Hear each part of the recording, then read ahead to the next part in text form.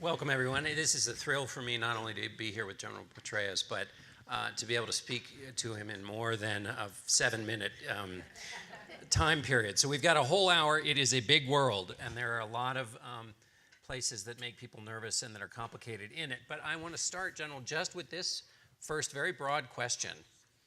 What does the world look like to you right now from the U.S. perspective? Well, first of all, look, thanks. It's a privilege to be on stage with you. We've done this before. It's always fun. This is the extended version of Face the Nation, obviously. And thanks to all of you for being here this evening. You do us really great honor. Look, I think the world looks to us as the most complex array of challenges and threats and issues that we've seen since the end of the Cold War. And, you know, you're all familiar with the challenges of, say, the Islamist extremists of Al-Qaeda, of the Islamic State. You're familiar with the revisionist powers, if you will, the countries in the world that aren't satisfied with the status quo. Iran and Russia, arguably, and North Korea, revolutionary powers in that regard. China, both our #1 trading partner and a strategic competitor in the most important relationship in the world. There are emerging cyber threats that I think get more and more diabolically difficult all the time. And these are not just the criminal threats and the nation-state threats, which we've seen in various forms. What I'm worried about there is the threat of extremists getting the cyber equivalent of a weapon of mass destruction. And they are people who are willing to blow themselves up to take us with them. What keeps them from hitting the send key? We can deter, I think, some of the other actors in cyberspace. I think there are populist pressures out there. Thankfully, they were turned back in France. They were turned back in the Netherlands. They were not, obviously, in the UK with Brexit. Arguably, the election of our own president was a manifestation of domestic populism. There are concerns with some other major countries as they face elections. I think Germany will be okay. Italy, though, it does matter. It's a big economy in the EU, and we'll see how that goes.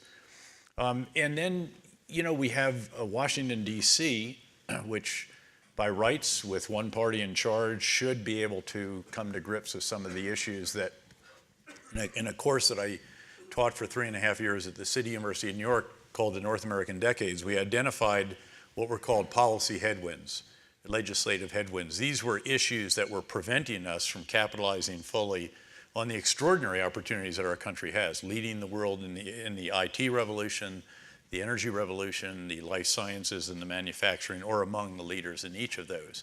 So it's really quite a bright prospect for us. But because of some of these headwinds, we weren't able to fully capitalize on those opportunities. I'm talking about issues like comprehensive immigration reform, tax reform, getting the debt to GDP ratio continuing to go down rather than starting up here in another year or so. A whole variety of different issues that need to be addressed. And so at the end of the day, again, you see this extraordinarily complex array of threats. It may not be the most dangerous period in post-World War II history. Certainly the Cold War had some episodes that were very, very close to the edge of actual nuclear exchanges. But it is very, very challenging. Let me ask you, and we're going to go through all of those complex challenges, Sure. but give me your sense of this administration and its capacity without, I'll get specific on Sure. those individual places, but the general capacity, what's your assessment? What gives you pause? What's getting better? What's getting worse? Sure. Well, I'm going to focus, obviously, on the foreign policy, the national security policy, and I'm happy to leave the domestic policy issues to others. This may stun a few of you, but the military is famous for giving the bottom line up front. And my bottom line up front to you would be that the policy that is emerging is more continuity than it is change. And in a number of ways, the continuity, I actually like the changes to the continuity, if you will. Now, there are some exceptions to that, and I'll tick them off. Climate would be one that is clearly a change. You can argue it's more symbolic. It doesn't happen until 2020. We'll meet our objectives anyway because of states, municipalities, but I think that's a significant symbolic change, and it gets at something I'll talk about in a second. The second would be immigration. We're really not sure where we're going yet with that. We do need comprehensive immigration reform. We need more smart people, and we need more unskilled workers. And we've got to come to grips with how to do that and to do it safely. And certainly the Muslim ban, which springs from the reservations about what's happening with immigration and refugees and so forth, I guess understandable, but again, I'm not sure what the message it sends is totally helpful. And then the final issue is trade.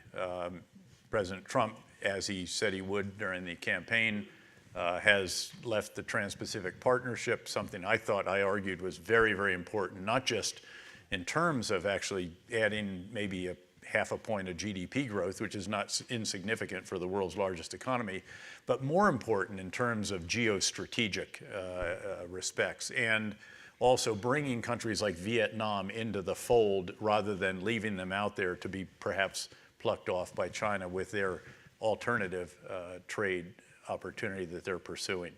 And then there is this seeming ambivalence at times, and obviously, this is not an administration that has had the most stellar message discipline, shall we say.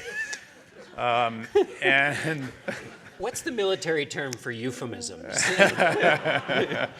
So, and the reason I mention this is because what you will find me doing repeatedly tonight with John is asking you to come back and look at, follow the money, follow the troops, follow the actual real policies on the ground. And if you do that, I think the policies are of a U.S. continuing to lead the world, but we've sort of gotten there with a lot of bumps and so forth, and I'll walk you through a little bit of that. But I am concerned that I do believe that the rules-based liberal international order as it's described, which came into being in the wake of World War II, we helped midwife it with the other victors of World War II. It established financial institutions, multilateral organizations, norms, principles, and so forth. And this all was brought into being because we'd just been through 50 years that had 2 horrible world wars and the worst economic depression in history. And it's done a reasonably good job.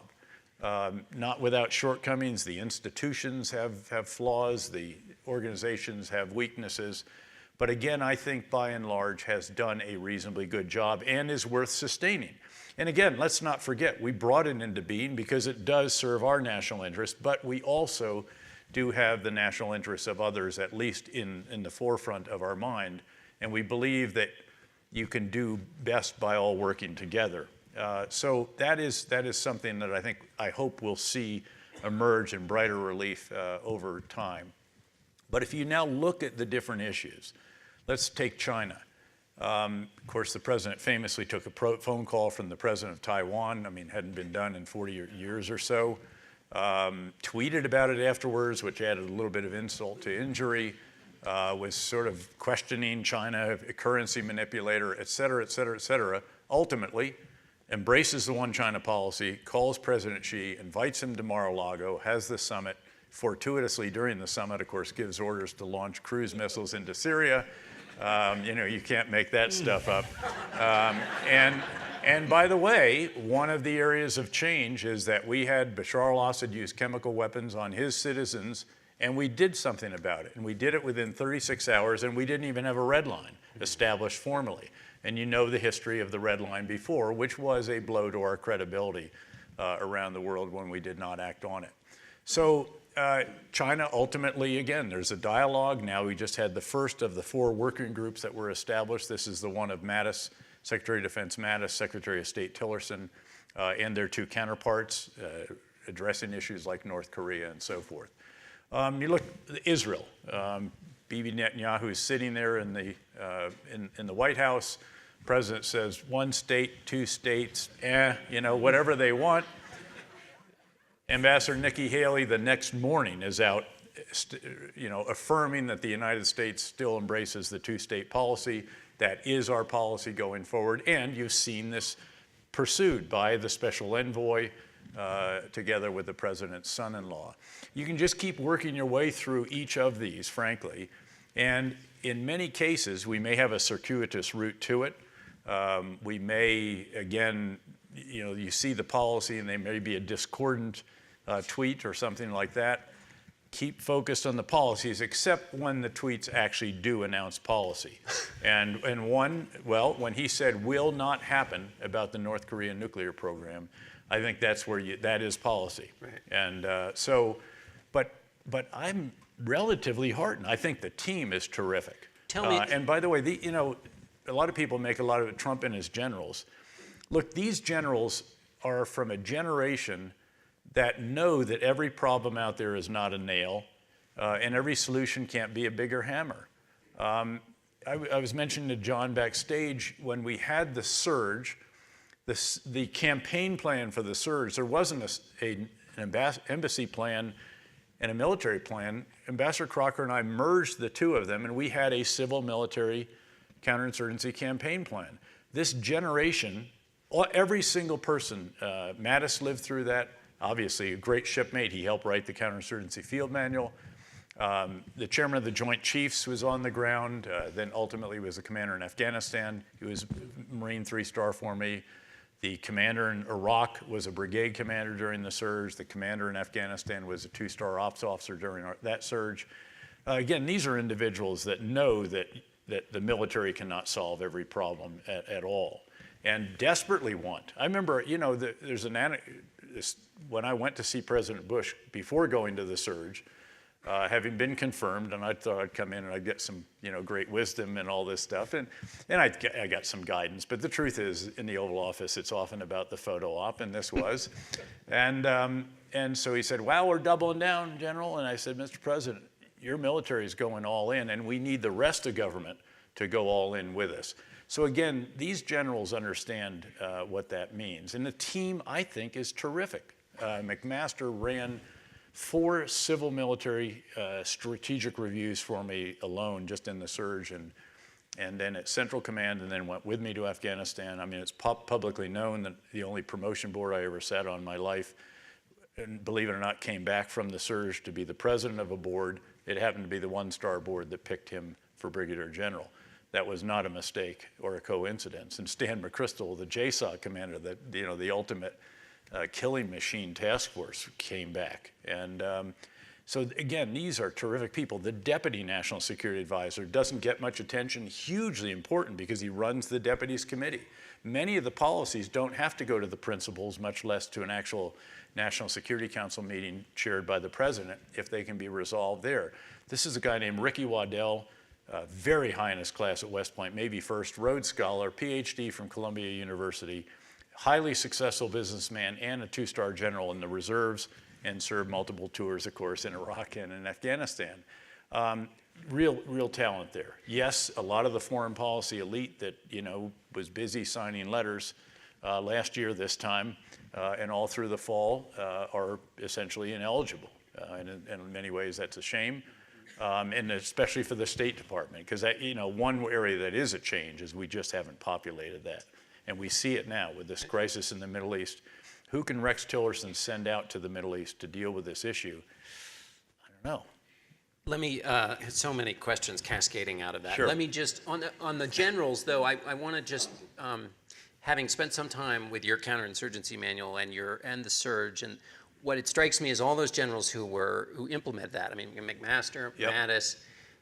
What always interested me was the fierce use of force when necessary, but also there was a significant element of restraint. Absolutely. And of risk-taking. Yep. Absolutely. Taking off the Yep. armor and walking Yep. down the street in order to create those bonds. And Yep. I think that can you give a little bit more on that? Sure. Because when people hear about the generals, there is this view of kind of, Yep. it is a constant, always military thing, but all of the generals you're talking about were educated in and you as well. We lived this, and in the counterinsurgency guidance that I published, and I'd republish it about every month. It was always open on my laptop, and I'd tinker away at it from time to time, every now and then hit the send key. One of them was walk. And by the way, they're all admonitions. So, secure the people, promote reconciliation, promote initiative, walk. and it was get out of your Humvee. You cannot communicate and engage the people through ballistic glass of an armored vehicle, and take off your sunglasses. So again, there was a huge consciousness about that, and there was a huge awareness in the counterinsurgency manual. We had what were called counterinsurgency paradoxes. It said, sometimes the best weapons in counterinsurgency don't shoot. By the way, originally they came to me and said, the best weapons in counterinsurgency don't shoot. And I took to the guys and I said, you've obviously never been shot at. Because when you are being shot at, the best weapons really do shoot. Another one was, originally, it was, money is the best ammunition. I said, again, when were you last shot at? I mean, try throwing money at the enemy. Money is a great ammunition once you get a certain situation going. So I think they're very, very nuanced on this. And again, McMaster runs a great study, strategy review, policy process. And I think that's ongoing. And we see, again, in Iraq, yes, certainly the previous administration gets credit for getting the initial concept going. You can argue it took too long. And I would, and time mattered, because the sooner you could show the Islamic State is a loser, is the sooner they're less effective in cyberspace and in the internet, in recruiting and all the rest of that. But they're building on this and pushing down the authority to increase troop levels a little bit here and there. I think there's enormous wisdom in that. It was very frustrating to see the micromanagement, and it got more during the course of the previous administration. I'll give you one quick anecdote. In Afghanistan, there was a troop cap established. I think it's 84 or 8,800. You see different numbers. That's down from 100,000 Americans, by the way. So there was an aviation brigade went over, and the commander, Mick Nicholson, again, great guy, who was the ops chief when I was there, needed the additional helicopters, so they sent them over. But then they said, but you know, you can't bring everybody in that brigade because you're going to run up against the troop cap. So you got to bring the pilots, you got to bring the crew chiefs, so you leave behind your maintenance workers. Now, by the way, you're flying a tempo, an operational tempo of probably 4 to 5 times what you do in peacetime. So you're just flying the blades off the helicopters. You desperately need all the maintenance people you can get, and you had to leave them behind because they couldn't fit under the troop cap. Not only does this fracture unit integrity, the readiness, because they're not getting to do what they normally should be doing, and their morale is, you know, their dog tags are dangling in the dirt, as we say. You then have to hire hugely expensive civilian contractors. You have no idea what it costs just to find the people, and then to convince them to go spend 6 months at Bagram Air Base in the middle of nowhere in Afghanistan and get the occasional incoming rocket or mortar round. So a lot of this is good. Don't get me wrong. And by the way, you all, I hope you remember, I am truly non-political. I served in Senate-confirmed positions twice for President Obama and multiple times for President Bush. And, you know, I'm not out to shill for anyone or to criticize anyone. I'm just trying to objectively assess what's happening on the ground.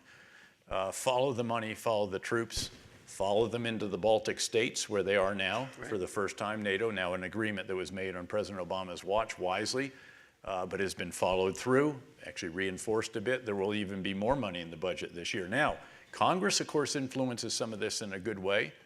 They're proposing Russia sanctions, for example, that I think would be good. So this is evolving, you know, in a way that is, I think, more heartening, especially if you remember some of the campaign promises and the fears of those who were criticizing at the time. Yeah, and so I want to get to Russia and ISIS, but just staying for a moment, in Washington, you've got one of the concerns that people have, and they had during the campaign, was the impulsiveness of the president. You mentioned the tweets. What allayed people's fears was that he would have good people around him. Yep. And you've just talked about this pretty strong team that he's got around him. But you've also been in the room when these kinds of decisions are made. Give us a sense of your, does that theory work? I mean, at the end of the day, it's a president by himself making a decision, no matter who's around him. So are people right to think, well, his decision can be shaped when you've got a president who's that impulsive? There's no question that it can be shaped, because we've seen it play out with, again, a number of these decisions. I think the most obvious one is, again, the strikes against Bashar al-Assad, which were taken quite quickly. decisively, were not out of proportion to, and so forth, and quite thoughtful in how they went about it. You know, now, let's not kill Russians. We don't want to start World War III just yet, but let's certainly take out a number of the aircraft that were engaged in this, which they did. And it does matter who's around him in the room. And that is where you do see a tug of war that is ongoing.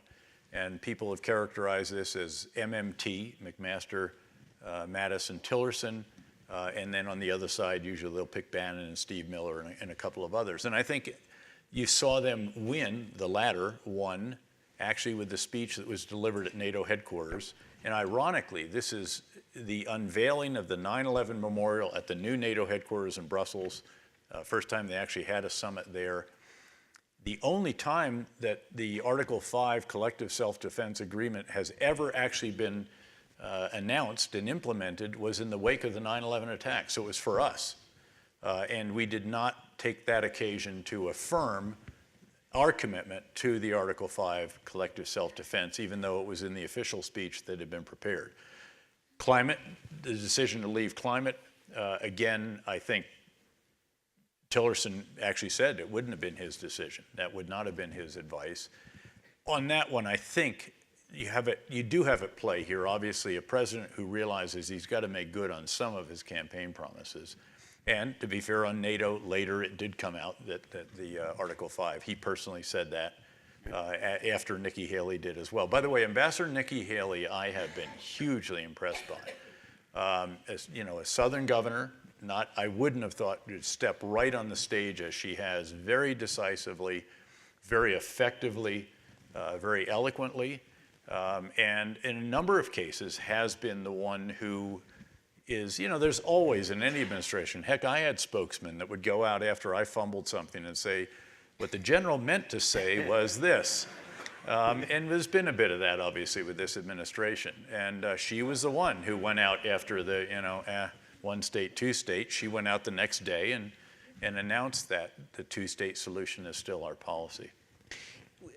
On the one state, two state, not specifically with Israel, but on the as you know, if there is uncertainty, let's stick with NATO. If there is uncertainty in the U.S. commitment to NATO, other countries start behaving different ways. Either Russia feels that it has an opportunity to be more aggressive, or NATO countries in the right on that border start to think, well, we need to start thinking about our defense differently. Mm-hmm. We need to think about our alliances differently. So in that sense, the ambiguity or the lack of re-upping the commitment on Article 5 does have a cost. Or would you argue that basically? I would say there's nothing ambiguous about the battle groups that have been added in each of the 3 Baltic states, and an armor brigade from the United States in Poland with another battle group. And we have our forces, I think, spread throughout each of those. There's a lead nation for each one. I think it's Germany, UK, Canada, and the US. That speaks volumes. Right. By the way, there's some pretty extraordinary, there's nothing like boots on the ground to show your commitment. And I think it would be very foolhardy for Russia to try something now with that particular situation. Yes, there are scenarios with little green men and all this stuff that could be very challenging, but that is a very significant statement. I personally think we should have given lethal assistance to the Ukrainians long ago. It was actually authorized by the Senate Armed Services Committee and appropriated by the Appropriations Committee for shoulder-launched anti-tank guided missiles. These are not super long range. These are not offensive. I mean, you're not going to run to Moscow with these things on your shoulder, I can assure you. But it will make the separatists pay a very heavy price if they use these advanced tanks that Russia has provided to them. By the way, Russia has dialed it back up in the last 48 hours. There are 2 very important colonels in the Ukrainian forces, one in the intelligence and one in security services, who were assassinated basically with car bombs. And then there also was the additional cyber attack was largely focused on Ukraine and really at taking down some very important government networks for the Ukraine. So sticking with your idea of watch what the administration does, not what it says. Follow the money and follow the troops. Follow the money and the troops. So give us your assessment of Russia. Look, Your Russia policy. I think what is evolving, first of all, is very different from what was hinted at during the campaign, that, you know, I can deal with this guy and we understand each other and he said nice things about me, so he just got to be a good guy. I think there's been a real recognition there that Russia is causing major problems, and that we're going to have to confront them in various ways, as we also have to still come to grips with the whole investigation over what they did during our election, needless to say. Having said that, I am somebody who believes that there should be strategic dialogue, even with our enemies. And I have been heartened to see the strategic dialogue between President Trump and Xi. Trump has been calling a lot of leaders. He's been fairly assiduous. Now, occasionally he's hung up on them a bit prematurely. And, you know, he remedied that with Prime Minister Malcolm Turnbull and, you know, on the Intrepid, the boat up in New York. By the way, I was just in Australia last week, and I did meet with Prime Minister Turnbull and the foreign minister and so forth. They had just had a very good meeting. The counterpart, the Minister of Defense and State, meet with our Secretary of State, Secretary of Defense, and frankly found it very, very heartening. And they see the activities in the South China Sea. We are not doing what we did actually a few years ago, where very robust speech at the security big session called the Shangri-La Dialogue in Singapore. The Secretary of Defense is all but pounding on the table, and then it took us, said we will sail anywhere, fly anywhere, and it took us 7 or 8 months to sail through the South China Sea. We're just doing it. So again, we'll see how it all plays out, but I think Russia policy, in the end of the day, we will find that we have to work with them on Syria. It's either going to be tacitly or maybe even explicitly. Look, the solution to Syria, got to defeat the Islamic State and the al-Qaeda affiliate. Putting that on the side, the solution is going to end up being a series of local ceasefires. And you see some of these already. And so our second objective, actually, for an interim solution at least, should be to stop the bloodshed. So it's defeat the extremists and stop the bloodshed. And do that by, again, we will have to guarantee some of these areas, which again, I've argued in Aspen for 2 or 3 years that we should have had safe zones so that you can get humanitarian assistance in and then get the refugees going home and not have the continued exodus of the refugees. So that, I think, is what's going to happen. Russia will have to accept that tacitly or even perhaps explicitly at the end of the day. I don't think you get rid of Bashar al-Assad, as much as I abhor the individual and as much as I hold him responsible, and we all do, the world does, for the death of 500,000 of his citizens, and he's used chemical weapons on them repeatedly. But also at the end of the day, I think you really need to be sure who's going to follow. Right. We do have some recent experience of toppling a dictator and without clear plans about what would follow. Before we untangle Syria, because there's some complexity there, but with what happens, how you can still go after ISIS if Assad is still there. But before I get to that, recently, the U.S. shot down a Syrian plane last Sunday. Yep. The Russians said, we're now going to follow any drone or plane that flies, and the rhetoric seems to be heating up between the U.S. and the Russians in Syria right now. So yeah, it has a bit, but my understanding is the communication is still going on between. So you have, you know, air-to-air communication, right, command headquarters to headquarters communication. I don't think you're going to see a mistake. Now, if they start to threaten our forces, that's not a mistake. And there's some very interesting dynamics here, because there's going to be a race for one particular city, Deir ez-Zor. So once you take Raqqa, and they're making quite impressive progress in Raqqa, it's clear that it's nowhere near the kind, first of all, it's not remotely the size of Mosul, which is some 2 million people. Remember, I spent the first year after the fight to Baghdad up there as a 2-star. It's much, much smaller. You know, it's a fraction of that, and it didn't have the kind of very extensive preparations. It does not appear. We'll see. But so once you take that capital of the Islamic State, they're moving down the Euphrates to Deir ez-Zor. Deir ez-Zor has enormous geostrategic importance, because that's how the Syrians are trying to connect up with what could be a route from Iran, a ground line of communications. And Iran has always wanted to be able to connect Tehran, with Baghdad, with Damascus, and then down into southern Lebanon and Lebanese Hezbollah. They can't do the shortest line between two points. And it appears as if they're actually coming in north of Baghdad, hitting the Tigris River Valley. By the way, they changed the sectarian composition of this particular province to Shia favor. And then they go up the Tigris River Valley. There's all Shia militia still there, even though these are Sunni provinces. And then you go west, south of Mosul, you go out through the border, and ultimately you hit Deir ez-Zor. And by the way, the Shia militia are all along this area as well. Maybe coincidence, I may be given to conspiracy theories after spending too long in the heat in Iraq, but that seems like the likely route. And, So, and this is and then essentially- it goes to Palmyra, then Damascus, or up to Homs, and then down into the Bekaa Valley in southern Lebanon. And that's a supply line. I mean, that's a highway. They'd love to have that. Yeah. Again, whether they can keep it, whether they can establish it, keep it, and so forth, I think is in question. But it is certainly something that they would like to do. They've always wanted to turn the Shia crescent into the Shia half moon, which is, of course, a huge concern of our Gulf state partners, of our Sunni Arab partners. Talk about Raqqa, what's happening with ISIS, and bring back in, you Yep. talked about Good question. micromanaging earlier, Yep. because the president has said he's given total authorization to the military. To the Secretary of Defense. Okay, sorry, yeah. And, Well, and General Mattis is in a suit these days. However uncomfortable that may be for him, right? my shipmate, my great Marine buddy.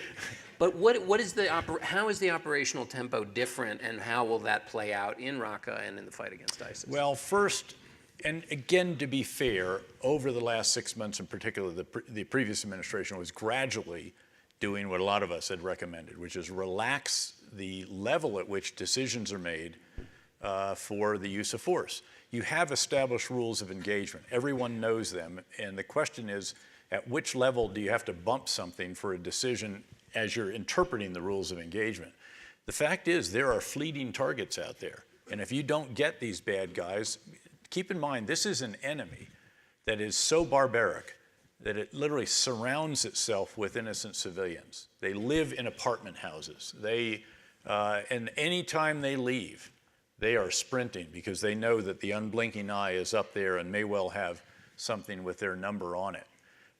So when you have an opportunity, you've got to take it. And that's where it's good to have the authority pushed down.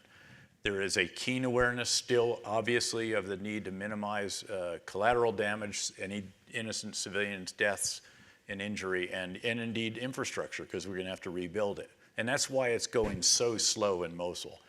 But with Raqqa, I think this brings us to a really important point, and that is that a lot of us have never had a doubt that once we reconstituted the Iraqis, got them back on their feet, took advantage of all of the infrastructure, headquarters, equipment, all the rest that we'd provided them over the years and they'd purchased, and then provided them the enablers. What we've built as a result of demands, frankly, from the battlefield during the surge and in Iraq and Afghanistan in particular, is a constellation of intelligence, surveillance, and reconnaissance assets, many of these unmanned aerial vehicles. And we can put them in the sky 24 hours a day. That means for every one of these, you probably have to have 3 platforms, because there's one out there, one is putting back because they're not very fast, the other was putting out. And you've got an incredible communications architecture to push slow motion video all over the world. Actually, to have them flown from a base outside Las Vegas, Nevada, they skipped satellite back to there. That's where the pilots and the payload operators are. So you've got all of this, and this enables us to understand what the situation is after a while. And then you fuse all of that with all of the other intelligence that we have, from signals intelligence, human intelligence, you name it, other overhead systems, and we're providing that to our partners. And we're giving them advice, we're giving them assistance, and then we're providing the precision strike assets for them as well. This is a game changer. It's really much more revolutionary than I think people realize, because this enables us to do what we were talking about backstage, which I have contended we need to do in the future. And that is to have a sustainable, sustained commitment in the fight against the Islamic State, Al-Qaeda, perhaps some other enemies. Sustainability is measured in blood and treasure. And if you can keep your troops out of the front lines, and they're the ones doing the fighting and dying for their country, if we can keep the cost down, because we don't have a huge footprint. I mean, we're doing this in Iraq still with probably somewhere around 6,000 troops. We had 165,000 when I was privileged to command that, just Americans privileged to command the surge. By the way, we had a similar number of contractors. So if you can do that, you can then sustain it for a long time. And we need to do that. Make no mistake about this. We are in a generational struggle. We will take away the geographic caliphate that the Islamic State occupies in Iraq and in Syria. They'll still have insurgents and terrorist cells, which we'll have to focus on then. But we will not be able to take away the virtual caliphate. That's the caliphate in cyberspace. They're extraordinarily effective at using this for recruiting, for educating, for teaching how to make explosive devices. Many of the, quote, self-radicalized actually got the inspiration and the instruction and so forth from something in cyberspace. So this is going to go on, and it will metastasize. Wherever there are ungoverned or even inadequately governed spaces in the Muslim world, we are going to see extremists take advantage of them. The problems will not go away. This is not something, you know, in Washington, we're sort of famous for trying to admire a problem until it goes away. This is not going away. And beyond that, Las Vegas rules do not apply. What happens there does not stay there. Yeah. And, you know, you have the case of the geopolitical Chernobyl that is Syria, a meltdown of a country, which ultimately spews violence, extremism, and a tsunami of refugees, not just into neighboring countries, but all the way into the countries of our NATO allies, causing the biggest domestic political challenges that many of them have had since the end of the Cold War. So this is enabling us to do that now. We'll see this in Afghanistan. I hope that we will. I've called for publicly an additional 4,000 or 5,000 troops added to the 8,500 or so that are there now. NATO does a like number, but still in the advise and assist, relaxing the rules on our air power for a long time until relatively recently, before this administration. We were not allowing our commanders to use our air power to help our Afghan partners whom we had trained and equipped unless we happened to be with them and we were actually in danger against the Taliban. We could use it against al-Qaeda and ultimately against the Islamic State, but there was a distinction made. Now keep in mind that it was under the Taliban that al-Qaeda had the sanctuary in Afghanistan where the 9/11 attacks were planned, and so that logic escaped me a little bit, but now we're able to use that. I want to go back to Afghanistan in a second, but just staying with Syria, there are a lot of people who think that you cannot have a successful Syria if Assad is around still, and that it will, so, but you think... I don't know, well, when I talked about the objective being to defeat the Islamic State, al-Qaeda affiliate, and stop the bloodshed now, that's as opposed to trying to achieve diplomatically a democratically elected, multi-ethnic, multi-sectarian, pluralist democracy in Damascus that is going to rule all the people. In a country where 500,000 of them have been killed, I just don't see how that happens. And the majority of the country, keep in mind, of course, is Sunni Arab, but it's been ruled by the Alawite Shia, which is why you have Shia Iran with their Revolutionary Guards Corps Quds Force on the ground, the Lebanese Hezbollah Shia, funded by Iran, Shia militias from the region, and then ultimately Russia comes in because Syria was a client state, and it's the only naval base they have in the Mediterranean and the only air base they have there as well. I think you don't end up with Syria being back. I don't think you can put Humpty Dumpty back together again. I think you end up with a variety of zones. So in the north, you'll have one. This is actually in existence. Remember the Turks and then our air power ultimately helped them. They took a city called Al-Bab, so they pushed all the way down. This is Sunni opposition. And there's a road that runs east-west south of Al-Bab that has actually become the line of demarcation between the regime forces of Bashar al-Assad and these opposition forces supported by Turkey. And they're not coming across it. Over here, you have the Syrian Kurd area, which we've helped the Syrian Kurds to clear and to hold. And now we're moving down towards Raqqa, which is that's where the Sunni Arab part starts. And we'll do that with many more Sunni Arabs than we've had available for the Syrian Kurd. But we're going to have to guarantee that area. Down in the south, there's an area. Now, some of this is very contested, and there's some other areas over here very contested. But that's starting to, you can actually draw it on a map. In fact, a great guy who stayed on, Ambassador Brett McGurk, is the special envoy for the fight against the Islamic State, took over from General Allen. He was his deputy before that. We've actually looked at a map and sort of said, okay, what do you think? Okay, here, and how, and the question is, who gets Deir ez-Zor? Right. Who ends up with that? And I don't know, because that's going to be a race. And that is where General Mattis wisely said, the closer we get, the dicier it becomes. And that is something the regime forces will want to take before we can get there. There's actually still an enclave of regime there. But it's something we would want to take because the Sunni opposition is very strong there as well. And the Iranians obviously and the Islamic State. And the Iranians would like to see that connection. On Afghanistan, Secretary Mattis said we are in a strategy-free time in Afghanistan. What does that mean to you? What it meant, he was talking to Congress, and what it meant was we haven't yet finalized the civil-military campaign for that. And he is working with Secretary Tillerson on this. He has just been at the NATO ministerial, the defense ministerial, talking about that, presumably getting some commitments from NATO countries. If we provide X number of additional forces, can we get a like number or something like that from you all?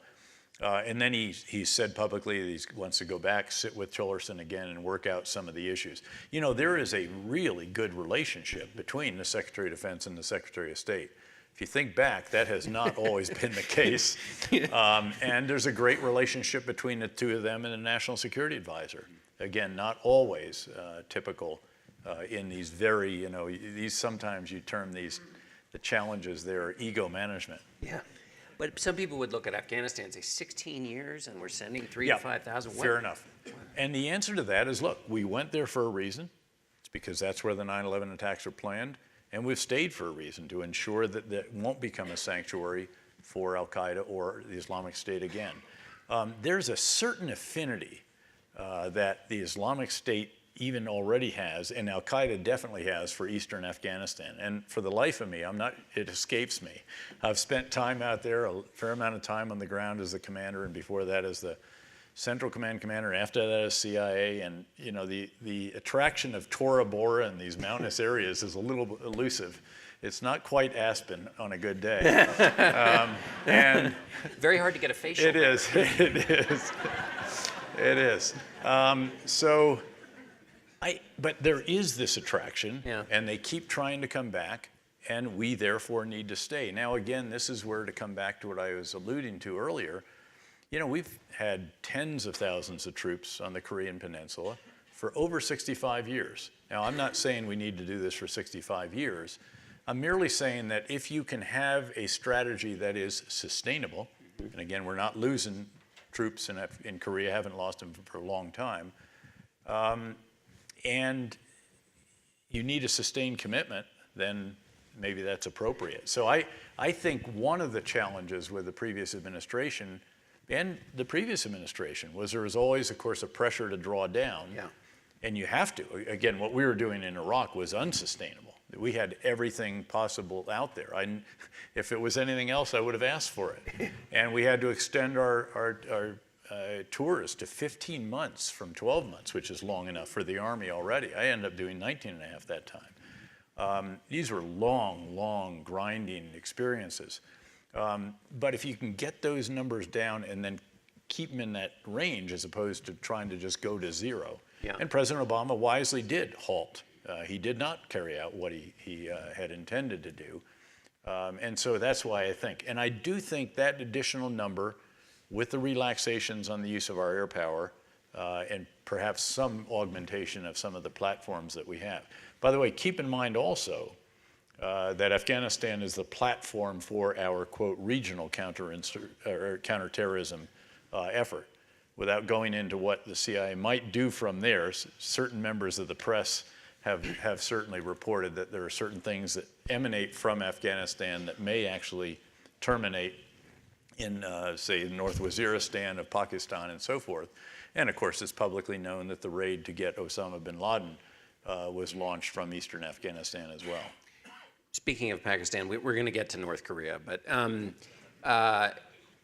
we used to talk all the time about Pakistan. I Yeah, mean, yeah. they do have nuclear weapons, Yep. and it is highly unstable. But And what's trying to develop tactical nuclear weapons, which are particularly dangerous because these become much shorter range. They become use them or lose them, and then you have to, by the way, because it's only a short range, and if the enemy is coming at you, gee, can you take the time to get the pit, the igniter, if you will, and put it in, or maybe you actually store it with it now. And so that's inherently dangerous. And it's dangerous in a crisis because, again, you never want something that is a use or lose situation. And then the other side knows it, so you can see where that goes. Look, in the latest piece I did in Afghanistan, I said it is time to be firmer with Pakistan. I went through with Ambassador Holbrooke. We were a team. We got more money for Pakistan, $6.5 billion for various development and economic assistance and so forth. We got more money on the military side. We were actually flying intelligence, surveillance, and reconnaissance assets for the Pakistani army to help them as they did. They did a really impressive campaign to go after their version of the Taliban, not the one in Afghanistan, when it threatened Islamabad, the capital of the country. But they sort of ran out of gas closing the jaws on North Waziristan. And that is the heart of darkness. That's where Al-Qaeda is. That's where the Haqqani network, which is affiliated with the Afghan Taliban and truly irreconcilable, I think. And indeed, there have been certain operations reported in the press in there. If that's the case, the platform for that would be in Afghanistan. So we need it for that purpose as well. Keep in mind, again, you cannot put a stake through the heart of these movements. Yeah. You can put a stake through the heart of Osama bin Laden. We'll put one through the heart of Baghdadi, the leader of the Islamic State. It will not end the threat that those organizations pose. And of course, you have to get at all the other issues that might give rise to, that allow recruiting. So this is the battle after the battle, which we should talk about very quickly. After the Battle of Mosul's over, and it's just about is, the Prime Minister has reported it, what really matters is governance. Because what made the Sunni Arab areas of Iraq fertile ground for the planting of the seeds of ISIS was the alienation. 3.5 years after the surge, it went really well for good 3.5 years, and then the Prime Minister basically undid what we did in reconciling with the Sunni Arabs of Iraq, some less than 20%, but very important in the Shia-dominated country and government. And when he did that, and when the Sunnis peacefully protested after their vice president was sought, the Minister of Finance was charged as preferred, a parliamentarian, and violently put down peaceful demonstrations, then put leaders back in charge that I'd insisted be fired before we would reconstitute units during the surge, on and on. Yeah. That was bad governance. And so the question is, can the governance, once the Islamic State is cleared from Iraq, be sufficiently inclusive that it gives the Sunni Arabs a reason to support the new Iraq rather than to continue to oppose it or to support those tacitly or actively who do oppose it. And we did that during the surge. That was one of the huge achievements of the surge, was reconciliation. You can't kill or capture your way out of these industrial strength problems. Thank you. So we've got to get that kind of governance. Thank you for this transition, because what that requires is an attention to corruption in countries. It's an attention to human rights and democracy in countries. Maybe not democracy in the sense of pressing it upon them, but at least liberal institutions. Yes. And we see the budget, at least for the State Department, has been significantly drawn down. And also on the question of human rights. Cuba gets beat up for their human rights record, but Saudi Arabia, the president went there and said, well, I'm not going to lecture you.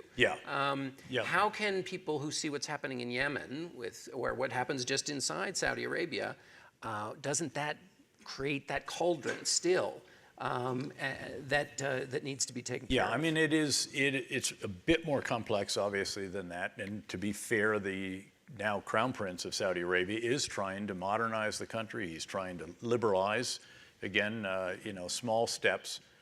He's the one who observed to me one time when I was with him, women can drive in the Quran, but they can't drive a car today. And he wants to do that. He wants to have music. He wants to have amusement parks. There is one university at which men and women go to school together, the Science and Technology University. Look, I signed a letter. I don't do very much of that, but I signed the letter with a number of other very senior retired four-stars calling for additional money for the State Department and questioning and quoting Secretary of Defense Mattis, who back in some unguarded moment before he realized he'd be Secretary of Defense in this administration, said, if you don't give me diplomats, you're going to have to give me more bullets. So I'm very much with you. And I am concerned about the seeming drawback from the embrace of really, I guess, the idealistic motivations for our foreign policy, but keeping in mind that there is always this tug of war, and we have to be careful not to go too far. You know, we should remember that we're the ones that insisted on an election in Gaza, and Hamas was elected, and there's not been an election since then. So it's always, you know, it's complicated. And look at Egypt, a democratically elected, basically political Islamist Muslim Brotherhood government wrote the most exclusionary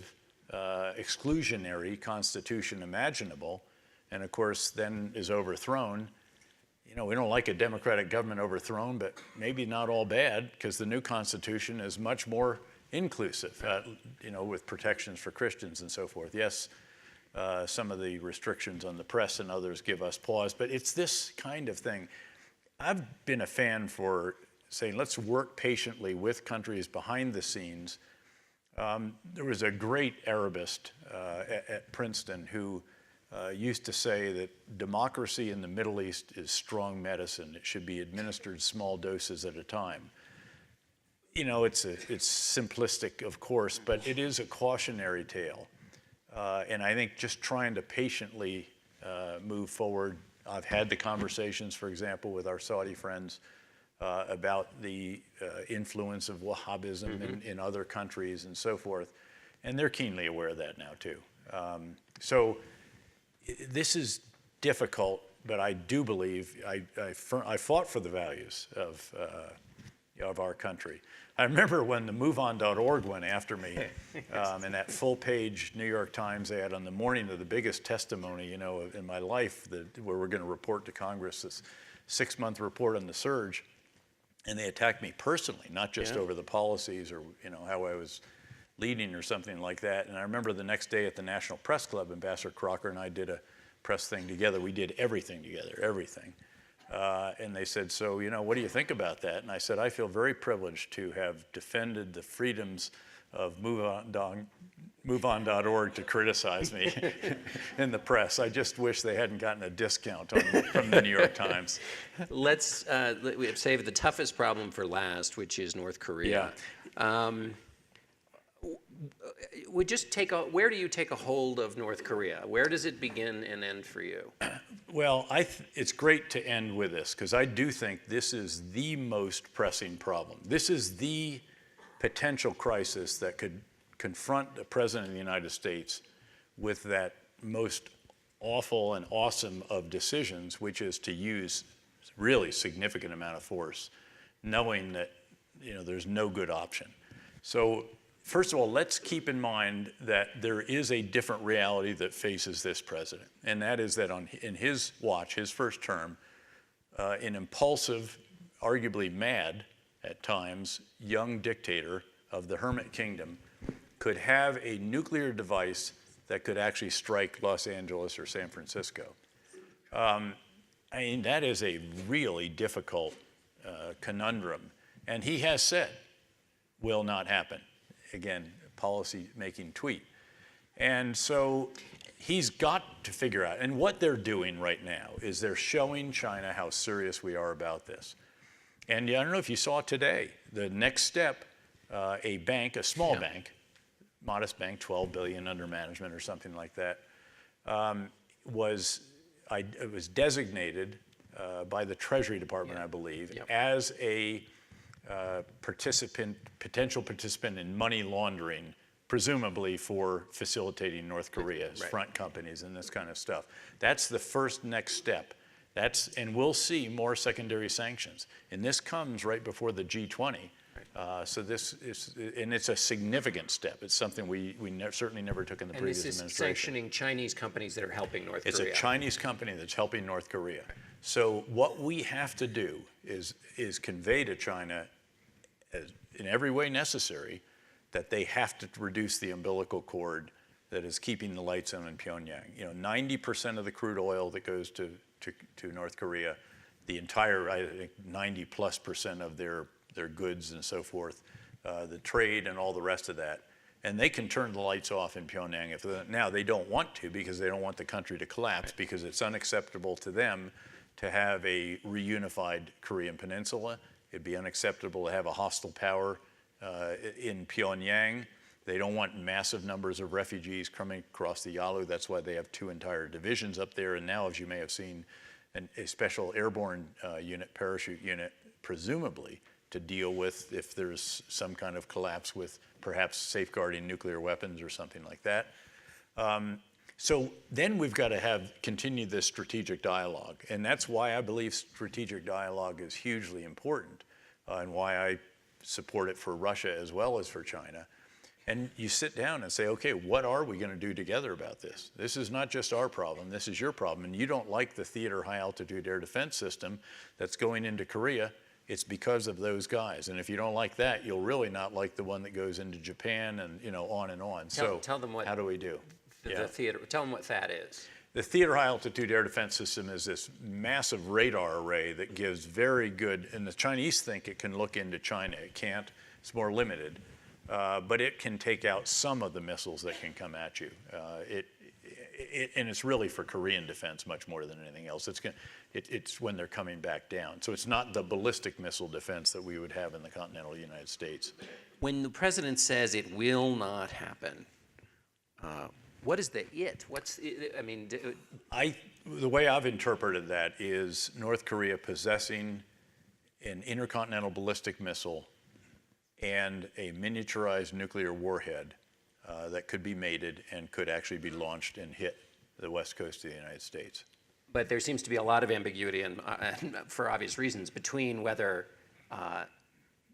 there's a time at which it's going to just be 6 more weeks until they're going to have it. And so you would act then, perhaps.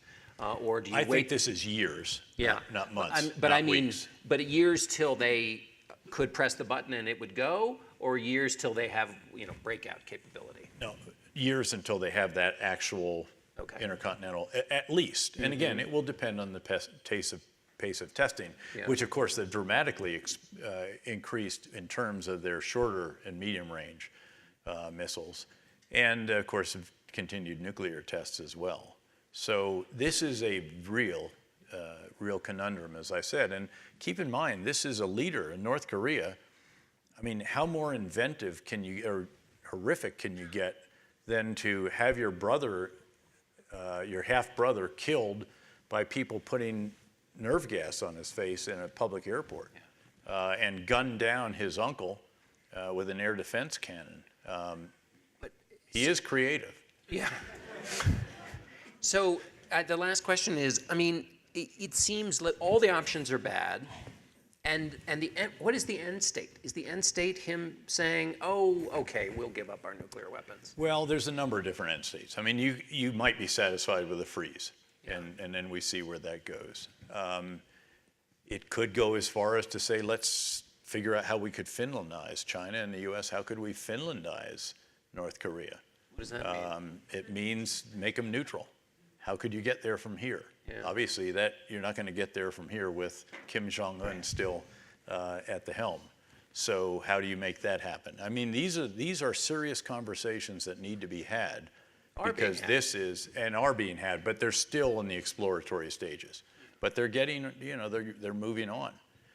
By the way, this is where you do need to populate the State Department in particular.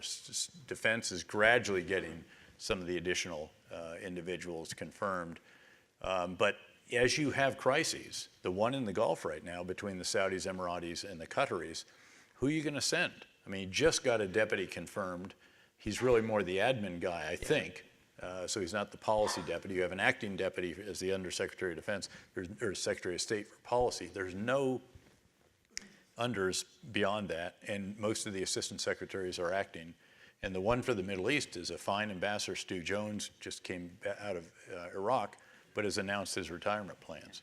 So we've got to get the talent pool restocked there. Yeah, and the Secretary of State is not happy about that delay. According to the press. Yes, well, which means it must be true. General, thank you for fighting for those values and for being here tonight. Thank you. Thank you all.